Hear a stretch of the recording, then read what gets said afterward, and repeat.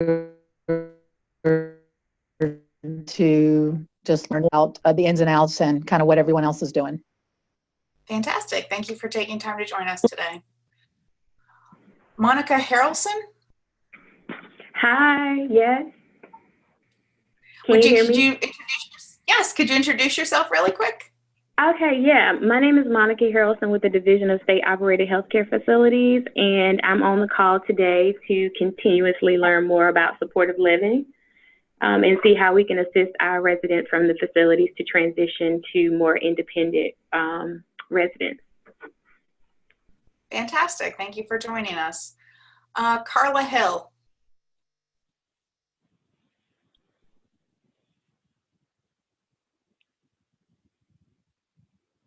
Okay, it seems like Carla's not on right now. Becky Annette?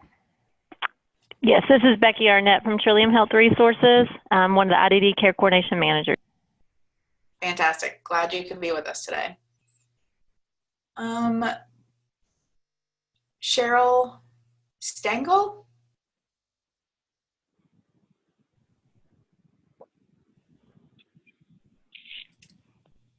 Okay, anybody else at this time who would like to introduce themselves, please do so. I think we've gone through most of the people who have audio connections. This is Kenneth. I hope you can hear me now. Yes, we can. Welcome, okay. Kenneth. Thanks for being here. No problem. I think I logged in under Jesse's. You did? Yes. So my name is up there 2 times. And Michelle Merritt is with me here as well. And we work for the state of North Carolina and oversee the innovations waiver. Fantastic. I'm glad you pointed that out, Kenneth, because I was wondering why my name was there twice. Stolen identity. Mm-hmm. Okay. Anyone else would like to introduce themselves? Okay, well then we'll go ahead and we'll get started. There were some questions that were submitted during registration. We appreciate people who did that. It gives us a good kicking off point for this discussion. So the first question that we had, and this is not only for Jesse as kind of the project director, but also for the people on the ground who are working possibly in supported living. What currently is working with supported living? What's working? Well, I'm just going to focus on the 27 people that we're tracking here at VIA through the initiative to share some of those pieces. We are finding that supported living level 1 and 2 seems to go pretty well with folks. We haven't had a lot of challenges in that quarter for people with those levels of services. The greatest challenge is, well, I need to stay on what's working well first. We've seen a number of people move into their own homes, and they've started participating in activities that they really didn't have the opportunity to when they were living in group homes.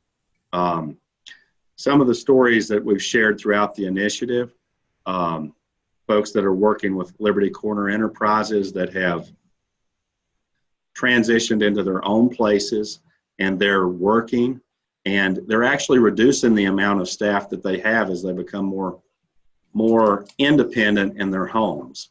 They're turning away staff sometimes, and the number of hours that they've needed is not as great. Of course, that's great that it's working that way, but it's also creating some challenges for the provider agency.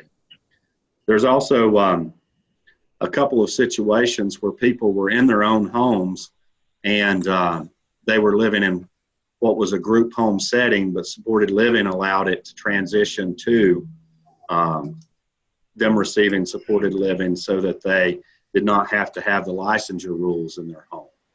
So those are some things that are working really well. Some of the challenges are the challenges that we're having across the board with all other services. The economy is really strong right now, and it's very difficult to find direct support professionals. Our providers in some cases are having qualified professionals fill in for direct support professionals when shifts need to be filled and a person needs supports. We're also having some challenges with regard to people that need, well, and I'm always cautious to say need 24/7. sometimes it's the system's perception that people need 24/7 care, or teams' perceptions, because we haven't explored other options for an individual. But maintaining 24/7 care is one of the challenges. And I think another big challenge is the fact that provider agencies don't have a lot of people receiving supported living, which makes it more difficult for provider agencies to staff this service. It's almost like agencies need to reach a tipping point where they have more people receiving supported living in that model, so it's easier to staff different individual needs. Michelle and Kenneth, is there anything you'd like to share?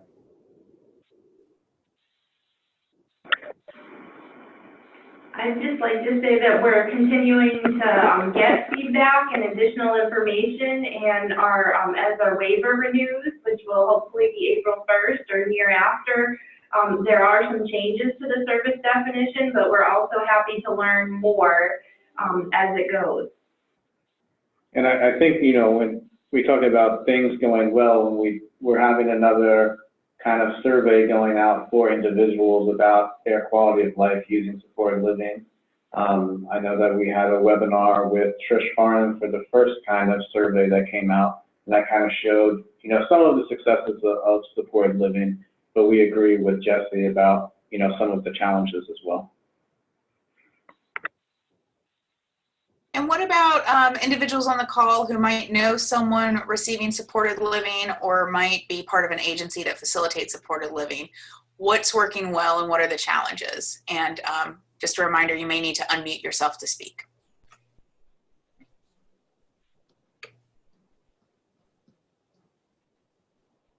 My individual has definitely he's been very successful with learning to live on his own. A challenge probably would be just having the staff strong enough to support him in the biggest changes that he's, you know, running into, the responsibilities that he's running into, of course, of living on his own. Staffing for the supported living too with the technology piece was a lot simpler, I believe, because the sister, his guardian, purchased the equipment on her own. So the process moved very fast with having the equipment already purchased.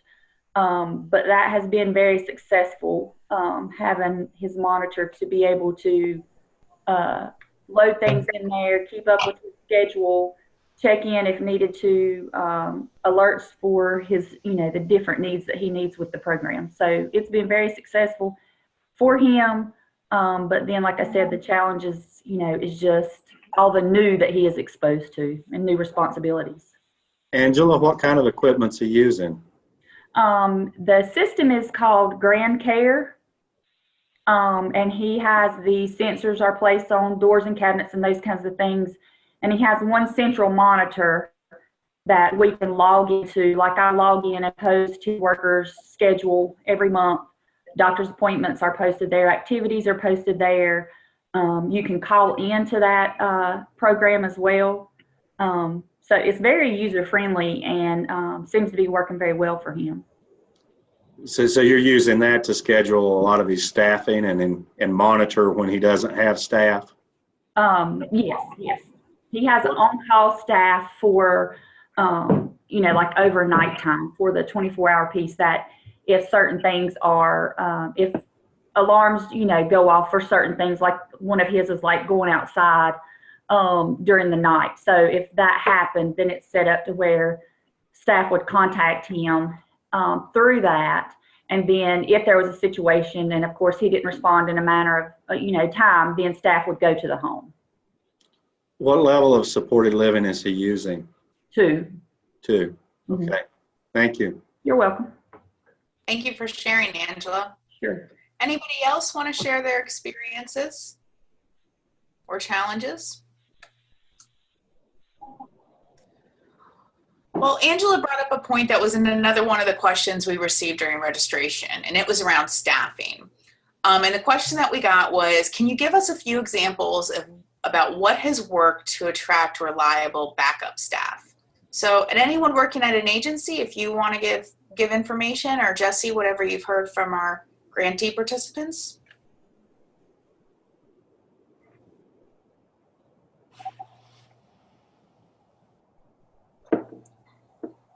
Well, I will share since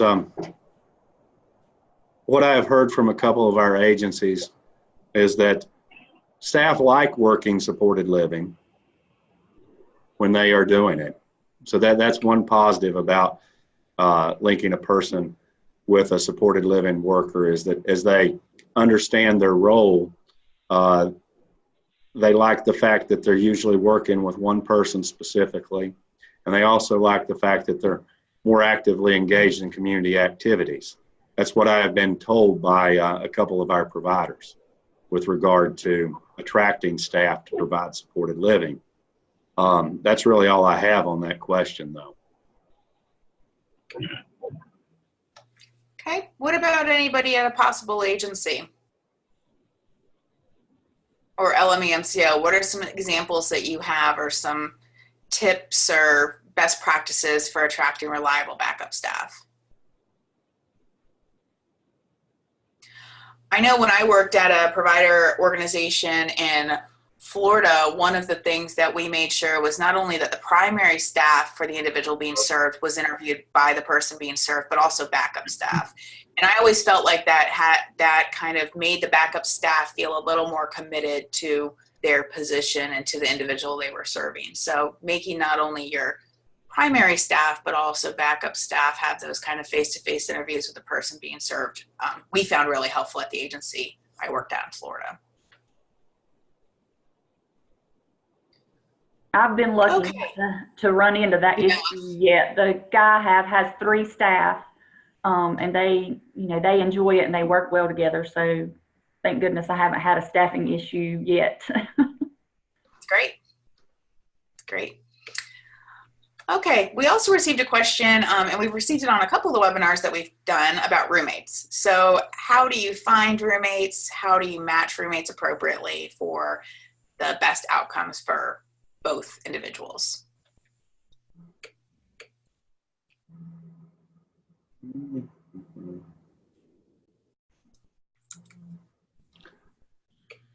I think that matching roommates is one of the challenges, because I also think that that's one of the ways we're going to be able to expand and grow this service, is for people to locate roommates and live together in a shared arrangement where they are receiving the services they need.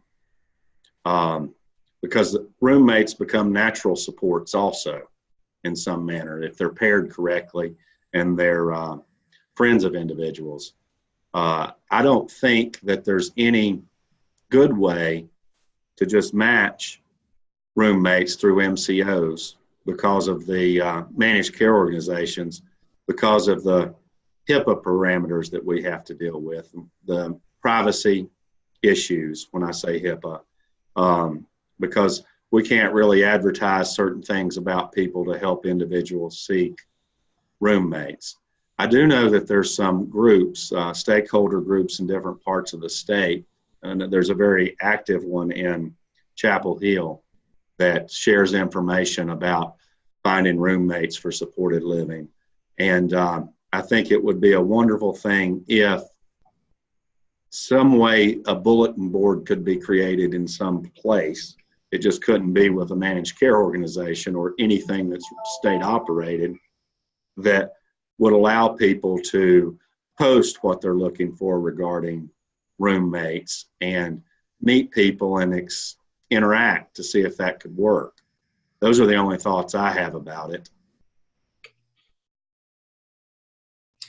I remember, I can't remember his name, but we had the gentleman at the in-person event, Jesse, who I think went to NC State. Yes, Sam. It was really interesting hearing him talk about kind of the roommates and the natural supports that he had kind of developed around him to allow him to kind of live independently. And it was interesting to hear how organic kind of it felt like the support grew. It was, through kind of introductions at first, but then after that, deeper connections formed, and they filled more roles in Sam's life. Mm-hmm. Well, and I think one mistake we often make is that we think we have to find a roommate that also has a disability. I don't think we need to start from that place. I think one thing we could do is seek out living arrangements with multiple people. And it's one thing that happens in, I guess, most rural or urban areas. My experience is almost limited to Asheville. But in the area where I live, a lot of people in their 20s and 30s are living in shared living situations where there's 2 to 3 people living in a house. And each person's basically renting a room. And each person has different needs and different friends, but not all of them have I'm thinking that we should start exploring renting rooms for people with disabilities and trying to pair them with non-disabled individuals and then wrap the supports in them in those type of settings, because that then starts building a natural support network. And some of what Sam shared at the stakeholders meeting on November 30th of last year suggested that, because he's in a place that does the same kind of issues with housing, Raleigh, and he has a roommate right now, and he mentioned that he was looking for a new roommate because his current roommate was moving on because he was also a student. But his roommate's not disabled, and he doesn't rely on his roommate for paid services. His roommate is a natural support because he's friends with his roommate. And his roommate may be getting some type of little break or stipend or something to be available at night, but he didn't share that. Sam didn't, and the provider didn't either. But I think those are options that we need to start thinking about more often, because, well, you know, not all people with disabilities have to live together. We can't turn every supported living arrangement into little group homes. And we have to be very aware of the fact that folks in their 20s and 30s are a lot more accustomed to inclusion than people my age and older, because they've witnessed inclusion all their lives. You know, they've never really experienced a lot of segregation like we have. So it's easier for them to become friends with people with disabilities because they've been doing it all their lives. So I think those are things we need to keep in mind when we're seeking housing and trying to make something work, is our housing doesn't just have to be a home for people with disabilities. It can be a room in an arrangement that's close to a bus line, and the supports come in to help the person do the things they need to do. And I know this is happening in Asheville with people that live in my community because I see them at the Ingalls all the time. And that's our grocery store that's local.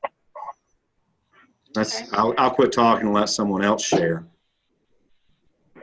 And just to kind of chime in, this is Kenneth. I think that, you know, that group that you talked about in Chapel Hill, that's the PASIV group. And I think they send out kind of listings all the way across the state of people who are in their network, just to try to start some connections. I think that it is really important, you know, what you're talking about too, about, you know, shared living being more of a permanent home. When you go to many more urban areas where there is maybe less, you know, single family homes available, a lot of times people do share housing, and then, you know, every so often if someone moves out, then the people in the home interview people who are coming in and kind of have a consensus base of who's going to move in, and that happens on not necessarily a regular basis, but people are equipped to deal with that. So I do think that, you know, thinking about what other resources people without disabilities are using to find housing in some of these areas that we have more of a housing shortage is a really good way to go. Also, I think that, you know, that may work in a different way versus some of our more rural areas, but I think it's also important when someone is in a supported living situation or they want to move to a supported living situation, really kind of educating them on the front end of what does it mean if you're living in a more isolated area. You know, then you are more dependent on people to get places. versus if you live somewhere on a bus line that may not be, look as idyllic. But I think all of those things have to be taken into consideration. Great. And maybe a question for the individuals on the line who are interested in supported living, or maybe want to get one of their family members or loved ones or individuals they served into supported living. What policies or additional information or supports do you think should be developed to help individuals who are trying to enter supported living? Where are kind of the areas where more information is needed to help family members and individuals navigate the system? And you may need to unmute yourself to chime in.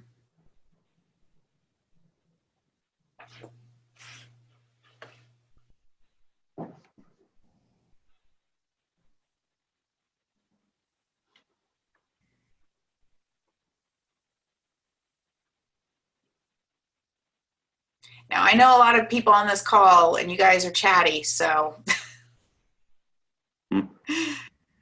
this is when we want to hear from you. This is the good information for the state to get, and also for the initiative to get, to make sure that the recommendations we put forward meet the needs of individuals and families.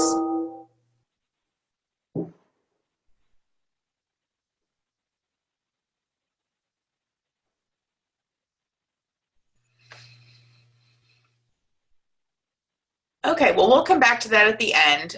We did have a very technical question, so this is probably going to be a question for you, Kenneth, and it's an SL2 question. So the statement is, requirements towards contributions for space needed for staffing. Does the state or does VIA have specifics about how much? Would you say that once more? Yeah, the question is, does the state or VIA have specifics about the requirements towards contributions for space needed for staffing? So I think kind of they're thinking overnight space, or my understanding would be what type of space you have to set up for staffing, if any, in a supported living.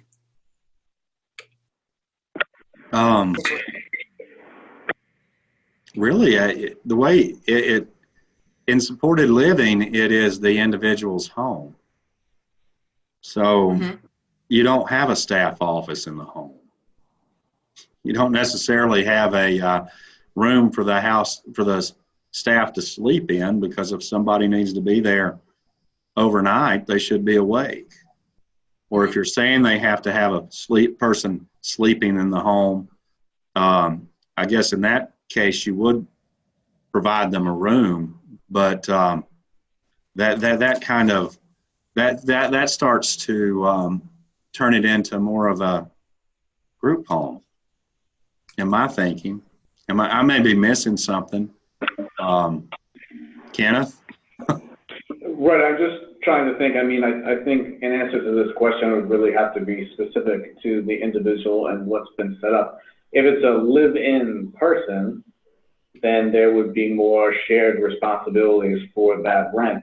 If it's, contributions for space needed for staffing, if that just means, the agency wants to keep some paperwork and things like that in the home, I'm not necessarily sure what contribution would be used unless they're taking away a space that could be possibly rented. But I think going back to Jesse's point, if there's staff that need to be there asleep and they need to do that in an actual bedroom and the person can't rent the room, then that would be some specific agreement with the provider agency. So I really think it would be very specific to the instance. Do you have anything else, Jesse, for this one? No, I think it is one of those very member-specific issues. Okay.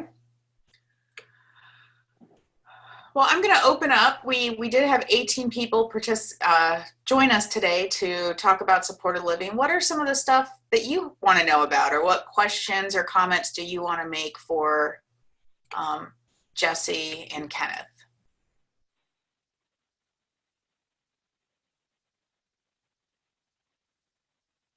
This is Diane Dalton. We really just started providing this service within the last couple of months, and we serve one individual, and it's level 2, and he lives in his own apartment. And one thing that works, I think, about the service is the flexibility.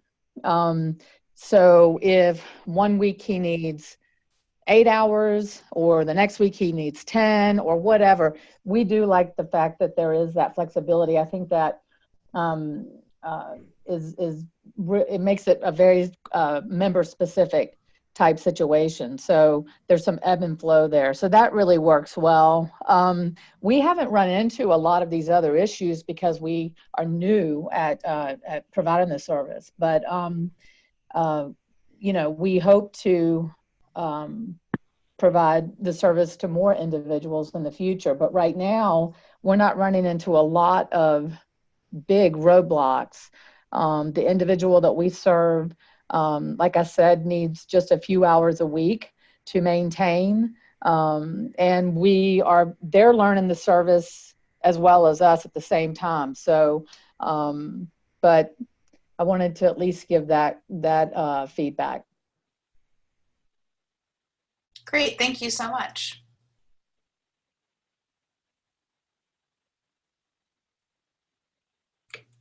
So one of the other questions that we received was kind of, what have we learned through this initiative so far? What have been the biggest takeaways around supported living?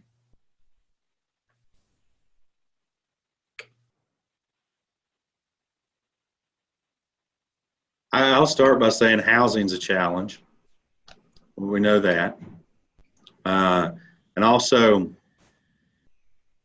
coordinating benefits for a person living in their own home has been a challenge, because some people, well, when you're living in a group home, you receive special assistance, which is on top of the Social Security check that the individual receives. And that amount is greater than just the Social Security check if the person moves into their own apartment.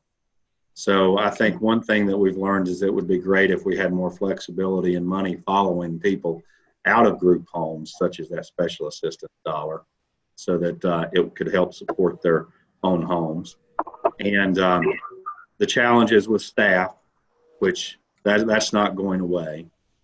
And then in certain circumstances, we rely fairly heavily on family members to step in when staff's not available. That happens in certain circumstances. And I think that one thing that we're seeing in our area is that the agency that's having the greatest success with supported living is the agency that's dedicated themselves to transitioning away from group home living altogether and making supported living their model. They've made a long-term commitment to do that. And that is something I think that we'll have to see more agencies do, because I think it's really difficult to be an agency that provides both congregate living arrangements through the group home model and the supported living pieces, because the culture required for each of those is somewhat different in the expectations for people. Those are my thoughts.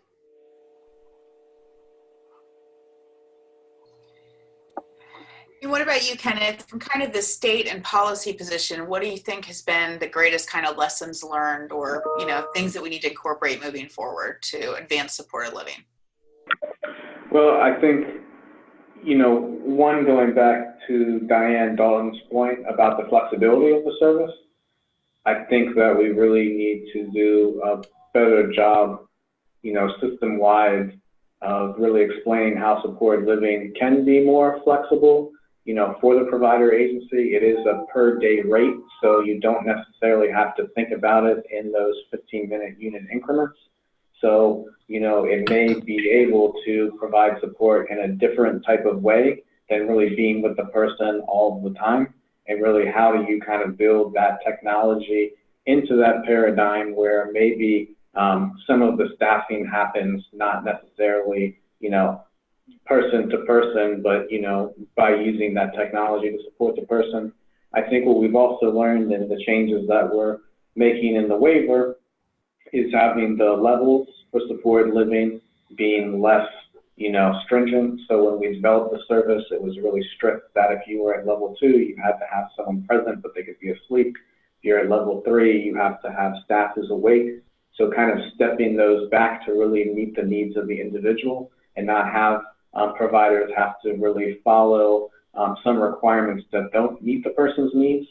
I think also, you know, going back to that housing and making sure people are in the right setting is utilizing that new service that we hope to get going, supported living transition, so people can really be more, you know, they can plan more ahead of what they want their life to be like, what structures they'll need, what supports that they'll need, so that they're in a position to be successful.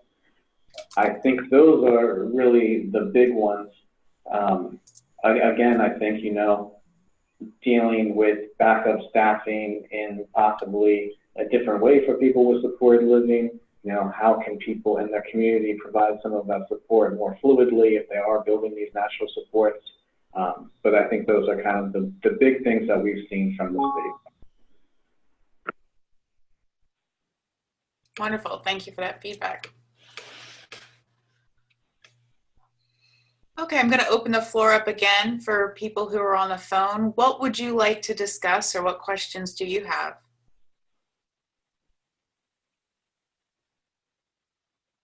This is Diane Dalton again. Kind of going back to the question about how to get the information out there to members and their families.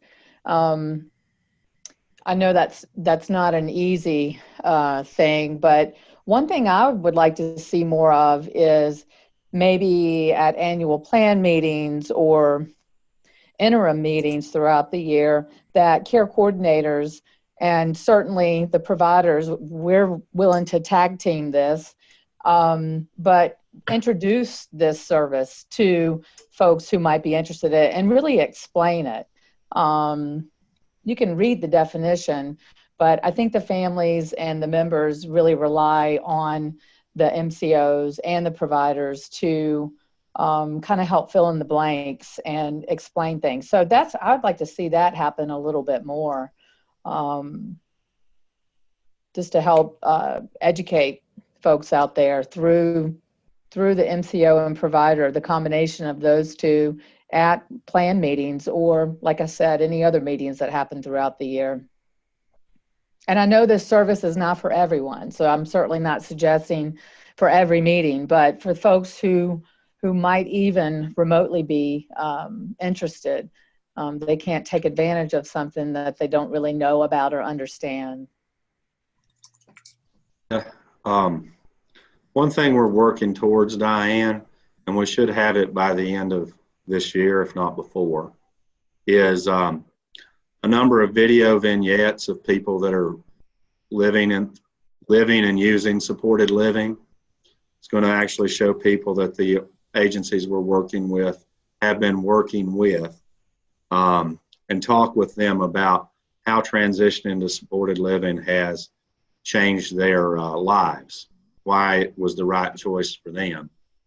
So those video vignettes will be put together with a lot of information around supported living, and basically like a guidebook regarding supported living that will be hosted on the North Carolina Council on Developmental Disabilities webpage.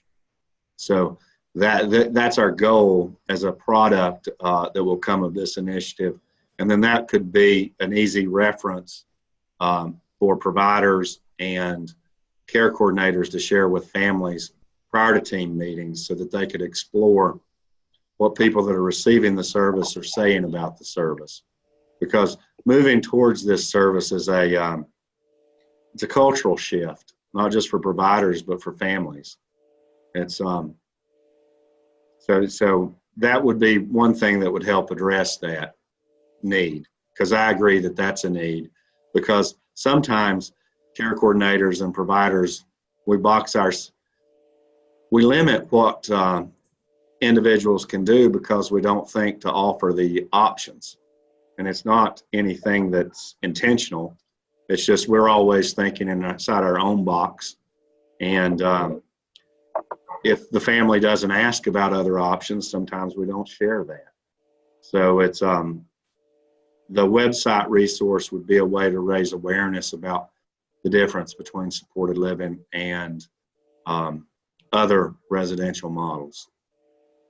Yeah, Jesse, I think that would be great, and I agree with you. I think we tend to, in this system, we're just checking off our to-do list and what's going on in the here and now, instead of stepping outside that box and working harder to inform folks and educate folks about other things that could be going on, alternatives to what we consider the norm. So, but yeah, that's good. That sounds good.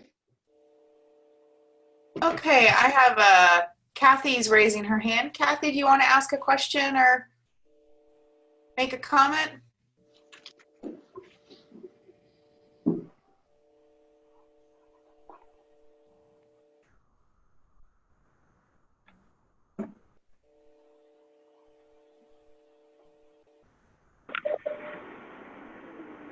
It looks like she might be calling in through the computer. How do they unmute themselves that way?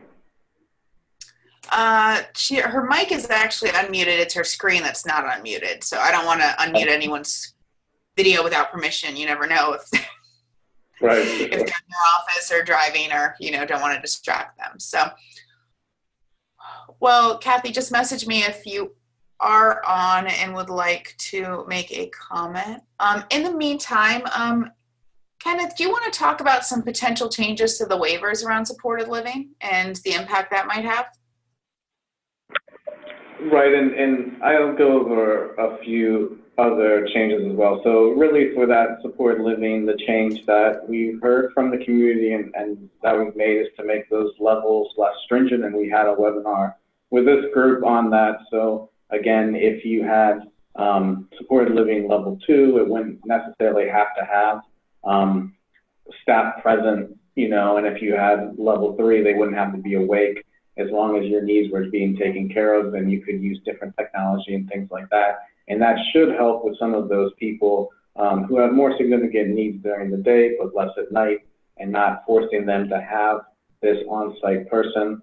We talked about the supported living transition definition as well, and how we map that out is basically when someone is close to figuring out if they want to transition using supported living, they can start preparing, looking for housing, looking at developing roommate agreements, finding roommates, all that kind of stuff. And that could actually be done by the supported living provider, because we know that people who are already doing supported living have a lot of information to really help with that. And that can then be paired with, I don't know if you want to talk a little bit about the supported living kind of guidebook, as kind of like a living document as things come up that can be added, things like that.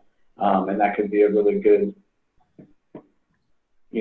tool for people to use so that people don't have to make the same mistakes that others have made, or they can learn from people who have already been successful. We also built in a supported living periodic service for people who don't need very much support, and will probably have to, even going back to Diane's comments about the flexibility, making sure that if someone does have kind of changing needs, how does that fit in? With that said, that talks about people who are living by themselves. Supported living is the most appropriate service. We received a lot of feedback from the community who are individuals who have been living by themselves but have different family support or using community living supports. So what we did do is we built back in that if someone was using community living supports prior to April 1st, 2019, they can continue to use those supports and don't have to transition over to supported living, because we heard from a number of people that would create kind of staffing issues in their lives. And, if they're already being successful in the community, we don't really want to change that. So that's a change as well. What we also have done with the supported living definition is allow it to be self-directed, so that the person has more control over their resources, more control over their staffing, more control over what they can pay their staffing, and hopefully that'll assist with some of those issues related to maintaining staffing as well. Kind of parallel to that or intersecting with that is we've tried to provide more information on our self-directed side about some resources that people could access to make that more successful. So not just opening up the opportunities, but really trying to support it, thinking about electronic health records, thinking about having support to do some of those QP functions if those are more difficult for the individual, so that that employer of record or agency of choice process can go more smoothly. We also linked in for residential supports and supported living that so individuals could access community living and supports if they're accessing a non-integrated community setting, like some type of disability-specific group or a summer camp. So we know that there are some programs, especially for people with cerebral palsy or with autism, and those aren't integrated in the community, but they could be really helpful for the person to build that peer group and build those social supports and really, have more fellowship with people who are, more like them. So allowing for that to happen as well. Then what we've also done is to kind of, we talked about opening up the definition so that if someone's using technology or if they don't need staffing support, we're making some changes to assistive technology and supplies so that it explicitly talks about the costs of monthly monitoring.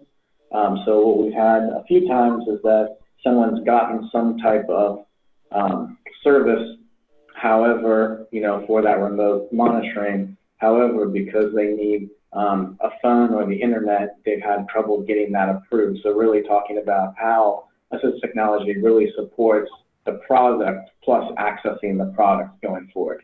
So I think those are some of the big changes and the big things that we heard from the community that we wanted to build in.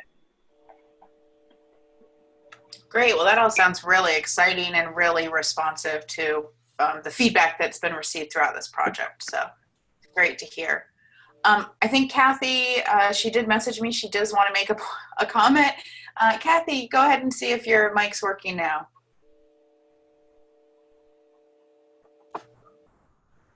You may need to unmute yourself. I'm not sure what number you are if you called in.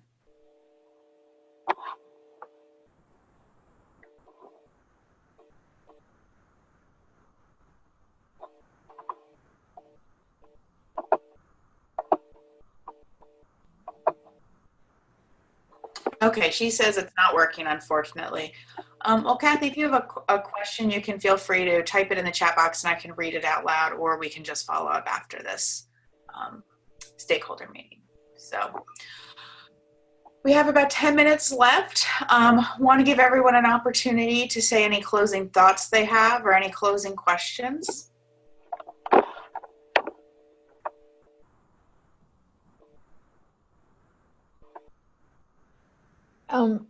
Could Kenneth, this is Diane again, could Kenneth review, I kind of missed part of what he was saying about the support he was referring to, for example, someone with cerebral palsy, maybe attending a camp, the peer support. I didn't catch all of that. Okay, so right now in the residential supports definition and the supported living definition, there's an exclusion that members can't use community living and supports. However, they could use something like community networking, but community networking has to be done in an integrated community setting. So what we heard from people in the community is that a number of people who are in residential programs or in supported living programs, they may be going to a summer camp or some other type of, support group or social group that's dedicated to people who have similar disabilities or support needs. And they can't really access that because they can't use community living supports, and community networking has that exclusion. So we built in the community living support definition and in the residential supported living definition that someone can access a non-integrated community setting with community living support, like a summer camp or some of those other types of situations. Does that make sense? Yes, thank you very much. No problem. I noticed that on the chat, Kathy's been able to ask the question to everyone about, can someone have a roommate that's on the registry of unmet needs? And I would say that the answer to that question is yes. Individual can have any roommate of their choice and receive supported living.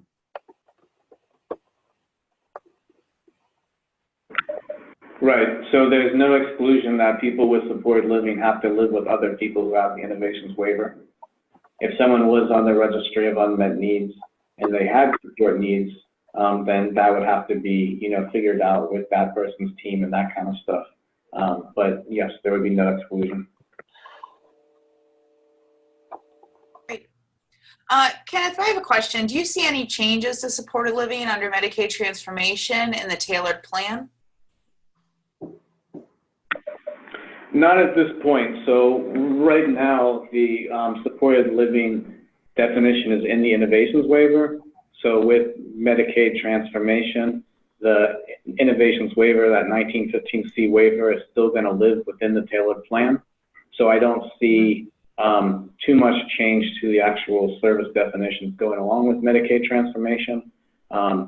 Something that could be possible is if someone was on the registry of unmet needs now and they were living with someone with supported living under the tailored plan or the standard plan, they could have access to various care management that could assist with some of these issues. That's just a thought, though. Okay. We have Sarah Potter asked a question. She said, how do you prepare for supported living if you're on the registry of unmet needs? And do you have any recommendation to help increase the number of slots available?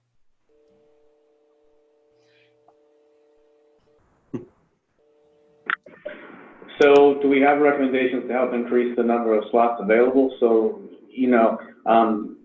North Carolina Medicaid cannot increase the number of slots that are available. We have to have that funding allocated through the legislature, so in the budget. And then that would come down to us. We have to update the waiver and get that approved by CMS.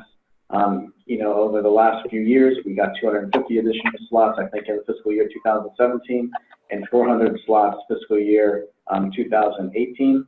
And, typically when we make those changes to the waiver, CMS acts on them very quickly. We just have to update some information, but we do need to get that information from the approved budget, and that goes through that legislative process. How do you prepare for supported living if you're on the registry of unmet needs? I guess that would be preparing for the concept of supported living. I think that, again, would be looking at what your support needs are, where you potentially want to live, what kinds of access to the community you need from your house, how are you going to pay your bills, that kind of thing. And I think that that process can start prior to having the innovations waiver, and I'm sure that there are a number of people who have support needs who are living by themselves in a supported living type situation. Jesse, I would think as well, using that supported living kind of guidebook would talk a lot about, some of the resources that may be available to secure housing and that kind of thing. Yeah, exactly. Like, I think if you're on the registry of unmet needs, I'd encourage if the person knows what county they want to live in, different pieces like that applications be made for housing, because sometimes the wait lists are very long in different areas for Section 8 housing and housing support. So that's something to explore to prepare for it too, is to take the steps necessary to get on housing lists. Okay, and we have another question from Kathy. She asked, what if a person starts without an overnight staff but needs one at some point due to something happening in their lives on a temporary basis or possibly longer? Let's assume there is a roommate and another empty bedroom. So that would be a needs change. In our supported living definition, we have a special needs adjustment for when something is temporarily. and so the person can access potentially that additional staffing quicker. Jesse, I'm not sure on the MCO side how many requests you get for that. I think this is also important to go back to Diane's point earlier about the flexibility of the service. So because it is a per day service, that does give a little bit more flexibility to adapt with the person's changing needs. If they needed overnight staff on a longer term issue, that of course, would be communicated to the care coordinator to potentially update the plan. One other change that we made on the supported living and residential side is that, in the current waiver, your level of residential and supported living is really based on your SIS level and your age. So going forward, we also made the change that, that's one piece of information, but if someone felt like they need more support than the level provides, then they can request that. And it doesn't have to go through an enhanced rate process. So there would be mechanisms to kind of get to that. Jesse, do you have anything to add there? No, I think we have the processes in place to do those different special needs adjustments that you've mentioned or rate requests. But I do think that that it's inherent in the definition because of the flexibility that you mentioned, that sometimes the provider may have to step up and provide 84 hours a week or around-the-clock care, knowing that may step back. I think that sometimes it may just be a couple days and you realize that it's not going to be an ongoing thing. And at other times it may definitely warrant requesting an increased rate for a different level of service or another service. Sometimes it could just be making sure that crisis supports are in place like they need to be. Okay, fantastic. Great question. And thank you guys for the thorough responses. All right, well, we are about out of time for this stakeholder meeting. For everyone who's joined us, I want to thank you. We're going to be sending out a survey tomorrow morning regarding this experience. We want your honest feedback. This is the first time we've used Zoom for one of these meetings, and we want to make sure that we are giving you stakeholder opportunities that are beneficial, easy, and meaningful for you all. So if you could just take a couple brief moments and give us some feedback on what you thought of today's stakeholder meeting and possible things we can do to make it better in the future. So with that, I'm going to say goodbye and thank you everyone for joining us. Have a great afternoon. Thank you. Bye. Bye.